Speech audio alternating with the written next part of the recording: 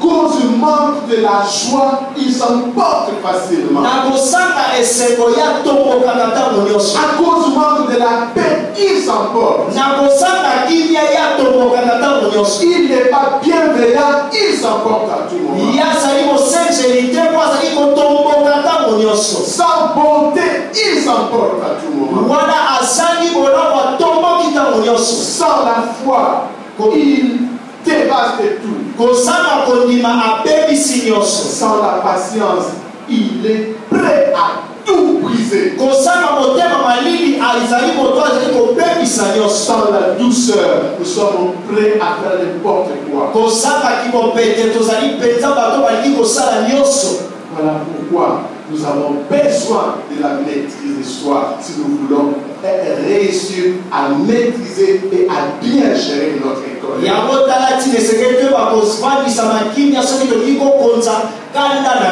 Je ne sais pas quelle qualité tu veux que le Seigneur puisse se développer, renforcer en toi pour que tu puisses bien maîtriser ta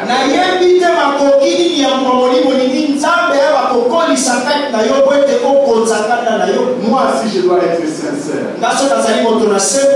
c'est le manque de patience. Si je veux faire quelque chose, il faut que ça soit dans les secondes. Il faut que ça soit dans les secondes qui suivent. Si ça ne vient pas à ce moment-là, je m'en monte. Même si c'est moi-même qui ai pu peut-être mettre à l'écart ce que j'avais, mais quand je cherche et j'ai oublié là, je l'ai mis, en tout cas, les premières minutes.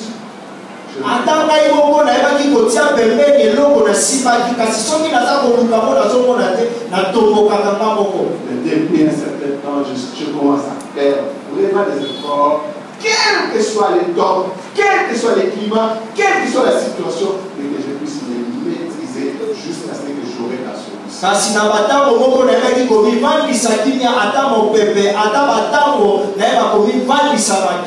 Les qualités du fruit de l'esprit sont en toi. Mais elles sont désactivées. Christ veut que tu puisses lui laisser la direction de ta vie pour que cela soit activé.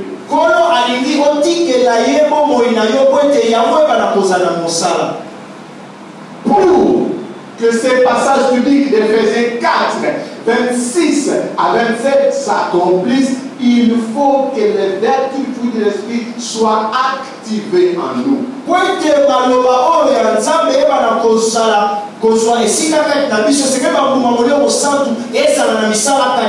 Il se peut que par négligence ou manque de ces qualités que nous avons eu à donner chaque fois la possibilité et l'accès au diable de nous contrôler.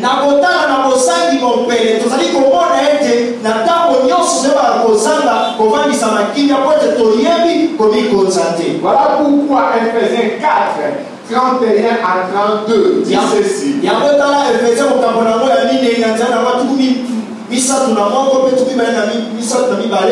Ne gardez pas dans votre cœur le mal qu'on vous a fait. Ne vous énervez pas. Ne vous mettez pas en colère. Faites disparaître de chez vous les cris, les insultes, les mal sous toutes ses formes. Soyez bons les uns pour les autres. Ayez un cœur plein de tendresse. Pardonnez-vous les uns aux autres, comme Dieu vous a pardonné dans le Christ. Et Colossiens 3, 8 dit ceci. Mais maintenant, rejetez tout cela: colère, violence, méchanceté.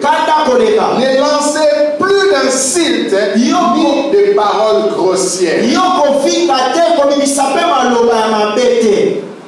Et Nous devons faire comme Galates 5, 16 nous dit. Et c'est que Dieu va poser à l'olé Galates pour qu'aponamoi mita l'onazana moi zone na motoba elobi. Il est dit clairement que ceux qui marchent avec l'esprit ne se luttent pas avec la colère qui est l'œuvre d'une nature du péché. Balobi ba obata bona molio mosantu balongwa na katena kanda wazali mosala ya masumu pe ya molimo. Et par rapport à tous ces passages que nous avons lus, nous avons partagés, il est clairement établi que nous devons éloigner la colère de nous.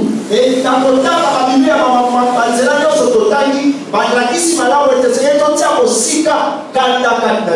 pour cela, il y a aucun remède humain qui peut vous aider à pouvoir maîtriser votre colère. Et ça dit à qui si mon côté seul Dieu, par sa parole et par le sang de Christ, peut laver votre cœur qui est déjà empoisonné par la colère. Kaka nzambe na nzela iloba na ye pe akosungula na makila na ye ndeto koki kobikisa na mitema oyo swingeli ya kanda. Alors, la partie B, lorsque nous avons développé la partie A de comment gérer notre colère. La partie B plutôt de comment gérer sa colère et se calmer. Wana totalaki na mokolo elengi na eteni na ngoya yambo kasi lelo tokomona eteni na mwa mibale wezali koloba lolenge nini bakakovandisa kimia wezali kanda na yo. Avec l'œil du Seigneur, na lisungi ya nkolo selon son esprit et sa puissance, na kolanda na molimo na ye pe na nguya na ye. Voici ce que nous pouvons faire pour gérer notre colère et nous calmer. Tala oyo esenge na biso kosala poto kozangana na biso pe kobibandisa kimia. J'ai pris, il y a ceux qui sont psychologues, psychiatres, ceux qui sont des penseurs, et je prie aussi ce que la Bible nous dit. Mais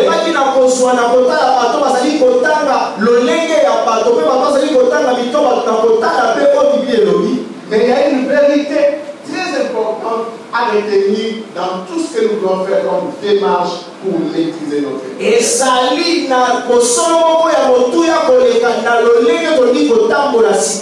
En méditant profondément les Écritures, la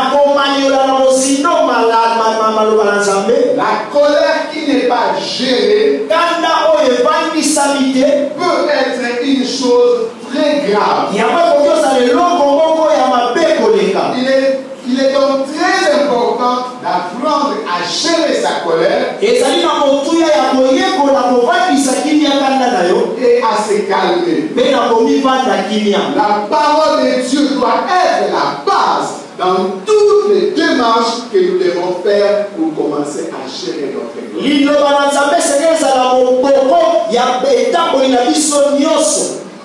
Tu peux avoir des très bons médecins, des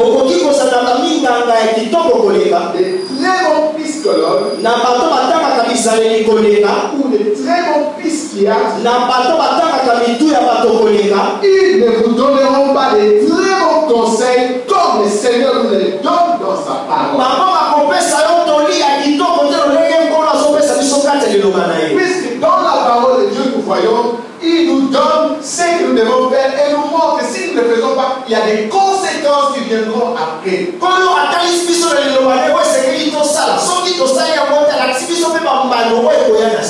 Alors, voici quelques pistes en dehors de la parole de Dieu. Première piste pour gérer, donc pour la gestion de sa colère.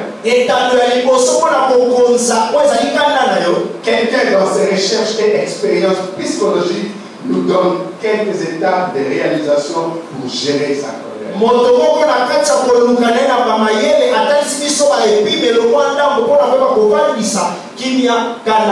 nous donne 3 étapes. Première étape, quand on sent la colère monter, c'est assez rapide. C'est dans ces moments-là que vous devez vous forcer à vous concentrer sur votre colère.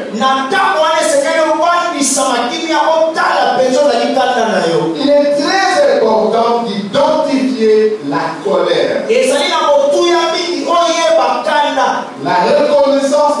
principe et la première étape afin d'arriver à la maîtrise.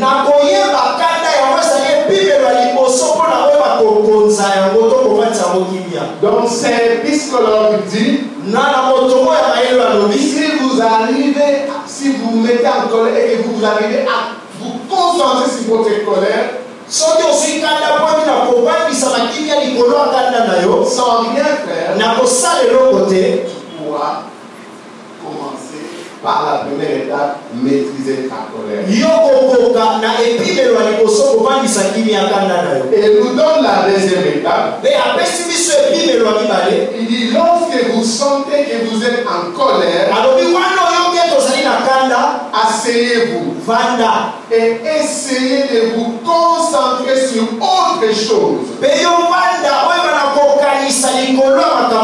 Essayez de penser à quelque chose qui vous apaise,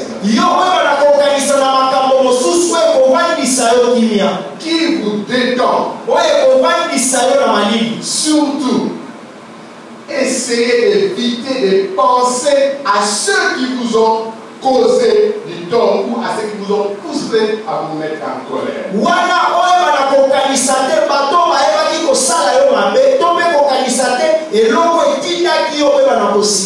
Dans cette deuxième étape, moi, l'exercice qui m'a beaucoup aidé souvent à me maîtriser, à plusieurs reprises, je me concentrais à la lecture. Quand je sens que ça bat, que je suis vraiment en colère, je quitte là où j'étais énervé. J'entre dans mon bureau, je commence à tirer des livres en désordre. Et je commence à lire des livres que je pouvais maintenant choisir en ce moment-là. Et quand je vais commencer à lire, maintenant je commence à me concentrer à ce que j'ai lu. Ça m'inspire autre chose. C'est la colère que j'avais.